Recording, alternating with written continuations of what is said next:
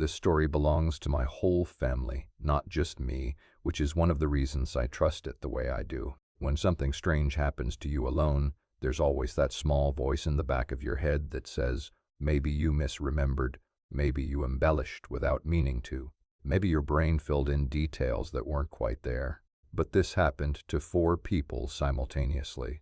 My parents, my sister, and me. All 4 of us were there. All 4 of us saw what we saw. And 20 years later, all 4 of us still tell it the same way.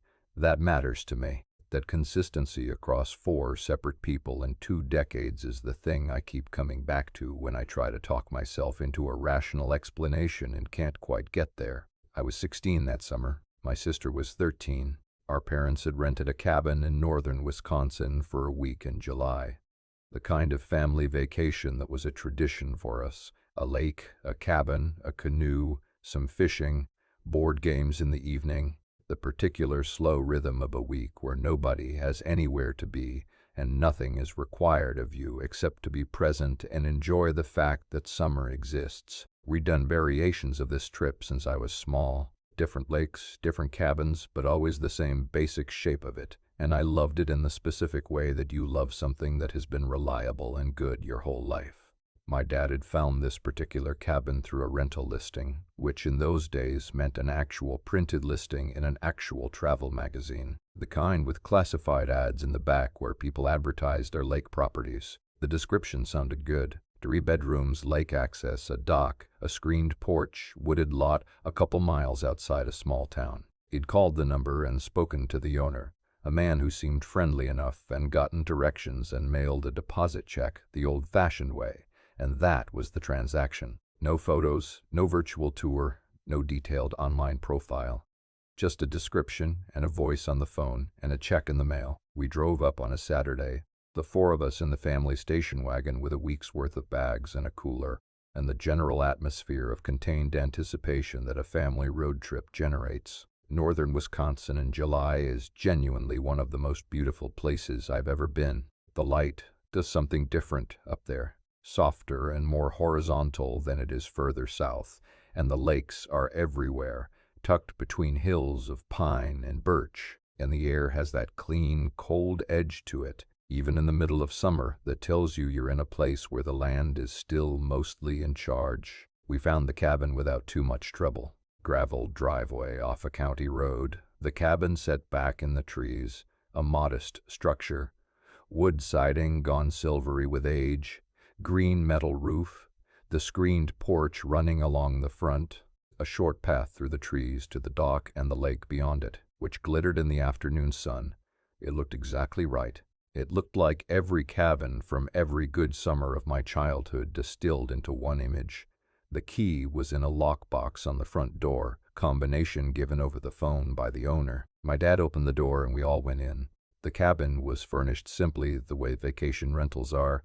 Functional furniture, nothing precious, the kind of stuff that was chosen to be used and cleaned easily rather than admired. A main room with a couch and a wood stove and a table for eating, a small kitchen, 3 bedrooms off a short hallway, a bathroom. Everything clean, everything in order. It smelled like pine and a little like wood smoke from the stove. It was exactly what we'd hoped for. We started carrying in bags. My mom and sister took the bags to the bedrooms to sort out who was sleeping where. My dad and I handled the cooler and the food. Standard family arrival routine, the comfortable division of tasks that a family falls into without having to discuss it. I was in the kitchen putting things in the refrigerator when my sister appeared in the doorway between the kitchen and the main room. She had a look on her face that I want to try to describe accurately. Not frightened, not dramatically upset, more like puzzled, the expression of someone who has encountered something they can't immediately categorize. She said, "Hey, come look at this." I followed her into the main room and then into the hallway that led to the bedrooms. On the wall of the hallway there were pictures. This was not unusual. Rental cabins often have pictures on the walls, usually generic nature prints or old maps of the lake or that kind of thing. These were framed photographs, a mix of sizes, a half dozen or so, arranged along the hallway wall the way family photos get arranged in a lived-in home. I looked at them. My sister was pointing at the third one from the left. It was a 5 by 7, black and white, in a plain wooden frame. It showed a lake, a dock extending into the water, and on the dock, two figures, a boy and a girl, seen from behind, looking out at the water. I stood there for a second. My sister said quietly, "Doesn't that look like us?" I looked at the photo. The figures were seen from behind, so there were no faces, but the proportions, the height difference between them, the general build, something about the way they were standing, did look like us. Like a photograph of my sister and me standing on a dock looking at a lake. Could have been anyone objectively. Two kids on a dock. But something about it made the back of my neck feel strange. My dad came in from the kitchen and I showed him the photo. He looked at it and then looked at us and then looked at it again. He said, which is what my dad says when he doesn't have a better response available. My mom came out of the far bedroom and we showed her too. She studied the photo for a long moment without saying anything. Then she turned and looked at the other photos in the hallway. There was one that showed two adults, a man and a woman, sitting in Adirondack chairs on what appeared to be a screened porch, not clearly visible, not posed and facing the camera, just seated and talking, seen from a slight distance through what looked like a screen. My mom looked at that one for a long time. Then she said, "This porch has Adirondack chairs." We went to the screened porch. There were two wooden Adirondack chairs positioned near the screen looking out at the trees, painted green, weathered from seasons of use. The angle in the photo matched the angle of the cabin's front yard, or close enough to it that you'd have to work to explain away the similarity. We went through all the photos then, the four of us in that hallway. A landscape shot of a tree line that matched the view across the lake from the dock. A close-up of what appeared to be a wood stove, which matched the wood stove in the main room, same model, same black iron handles. A night shot of a lit window from outside, yellow light spilling out, and the shape of the window and the trim around it were the trim of this cabin's windows. And the photo of the dock, the two figures seen from behind, a taller one and a shorter one, standing and looking at the water. I want to walk you through the rational explanations because we did. We stood in that hallway and we went through them out loud. My family, the way families problem solve together. The photos were of the cabin itself and its surroundings, placed there by the owner as decoration.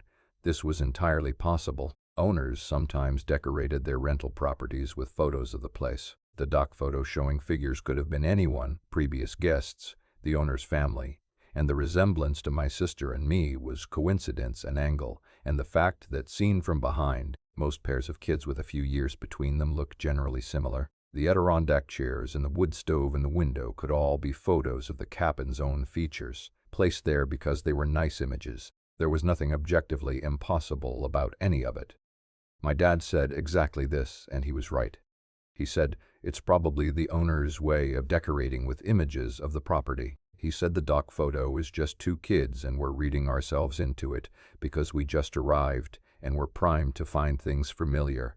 He said it in the calm, reasonable voice of a man who has made a career of solving practical problems and who applies that same orientation to everything.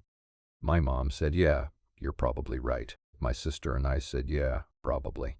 And we went back to unpacking and getting settled, and by dinner time we'd mostly moved on, the way you do when you're on vacation and the day is full and the lake is right there, and there are better things to do than stand in a hallway thinking about wall photographs. But my sister came to my room that night after dinner, after our parents had settled on the porch, and she sat on the edge of my bed and she said, "I keep thinking about the photo." I said, "Me too." She said, "The boy is taller than the girl by almost exactly the same amount as you're taller than me." I said, "I know." She said, "And the way they're standing. The boy has his hands in his pockets. You always stand with your hands in your pockets." I hadn't noticed that detail consciously, but when she said it, I knew she was right. The figure in the photo had his hands in the front pockets of his jeans. And that is, in fact, how I stand. It's a default posture for me that I've had as long as I can remember. We went back to the hallway with a flashlight. Our parents were on the porch, and we didn't want to turn on the hallway light and prompt questions, and we looked at the dock photo again. The boy figure, hands in pockets. The girl figure slightly in front of him and to the left, her head angled just slightly downward, the way my sister tended to look at things she was thinking about. Nothing conclusive, nothing that couldn't be coincidence. But the more we looked, the harder coincidence was to hold on to. The rest of the week was a wonderful vacation, genuinely. We swam and fished and canoed and ate good food and played cards in the evenings and did everything a good northern Wisconsin week is supposed to contain. The cabin was comfortable and the lake was beautiful, and whatever strangeness was in those hallway photographs became a background note rather than a foreground one. Life is insistent, especially vacation life, and it fills the available space. But I looked at that dock photo every day, usually just a passing glance in the hallway, going to or from the bedrooms. But I looked at it every time, and every time I looked at it I had the same experience.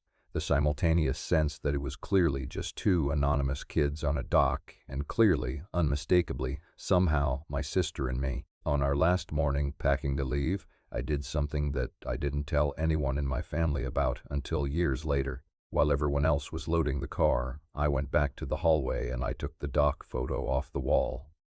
I turned it over and looked at the back of the frame. There was nothing on the backing, no label, no date, no photographer's mark. I took the backing off carefully and looked at the photo itself. On the white border at the bottom, in faint pencil, were two letters and a year, J.M., and what looked like a date from about 15 years prior to our visit. I put it back together and hung it back on the wall and went out and helped load the car, and we drove home. I've thought about those initials for 20 years. J.M., the photographer, presumably, or the subject, or both. I've never found a way to connect them to anything. I don't know who owned that cabin or what their history with it was. I don't know if the photos were placed there deliberately, or had been there for years, or what story they were part of. I've wondered sometimes if there were other families who stood in that hallway and looked at those photos and felt what we felt, that specific, uncanny sensation of recognition without explanation. My sister and I talked about it on the phone a while back. She has kids of her own now, goes on family vacations to cabins in the summer. The same tradition carrying forward. She said she thinks about it every time she's in a rental cabin and sees photos on the wall. She said she always looks at them a little too carefully and a little too long. I asked her what she thought it was, all these years later. She was quiet for a second and then she said, "I think some places know you're coming. I think some places have been waiting for you specifically, and maybe the photos were just the cabin's way of saying it knew." I don't know if I believe that exactly, but I don't have a better explanation after 20 years of thinking about it. A dock in northern Wisconsin, two figures seen from behind, hands in pockets looking at the water. A photograph taken 15 years before we got there that looked exactly like us. Some places know you're coming, maybe they do. Sleep well tonight and know that somewhere, on some dock, on some lake, under that wide, soft northern sky, two kids are standing looking at the water, and maybe they're anybody, and maybe they're you.